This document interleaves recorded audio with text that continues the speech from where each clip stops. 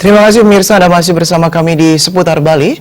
Direktorat Lalu Lintas Polda Bali menggelar gebiar keselamatan berlalu lintas kepada masyarakat di kawasan Puputan, Badung, dan Pasar.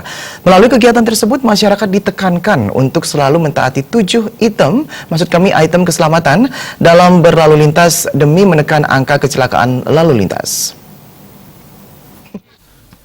7 item keselamatan berlalu lintas meliputi penggunaan helm berstandar SNI, penggunaan sabuk keselamatan, tidak menggunakan HP saat berkendaraan, mematuhi batas kecepatan, tidak melawan arus, mencegah anak di bawah umur mengendarai kendaraan bermotor, dan tidak mabuk saat berkendaraan. 7 sasaran keselamatan itu bertujuan menurunkan fatalitas korban kecelakaan. Kasubdit Dikyasa Ditlantas Polda Bali AKBP Nyoman Sukasena mengatakan, operasi keselamatan berlalu lintas 2018 yang berlangsung dari 5 hingga 25 Maret 2018 difokuskan pada tindakan terhadap melawan arus dan menggunakan HP saat berkendaraan. Gebiar keselamatan berlalu lintas ini diharapkan dapat memberikan pemahaman bagi masyarakat luas tentang 7 item yang perlu diingat dalam berlalu lintas.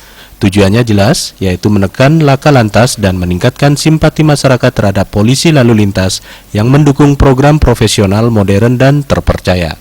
Untuk meningkatkan kesadaran masyarakat, meningkatkan partisipasi masyarakat, sehingga beliau atau masyarakat menjadi patuh dan taat dan sabar terhadap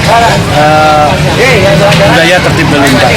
Yang jadi penekanan ini ada 7 sebenarnya yang menjadi arahan pimpinan. Yang pertama adalah melawan arus, yang kedua adalah speed, kecepatan, jadi yang ketiga adalah safety belt, yang selanjutnya helm. Dalam kesempatan ini, gebiar keselamatan berlalu lintas diisi dengan pemberian helm standar SNI, sosialisasi cara berlalu lintas, dan hiburan bonres yang bertopik keselamatan berlalu lintas. Rai Suantara, Bali TV.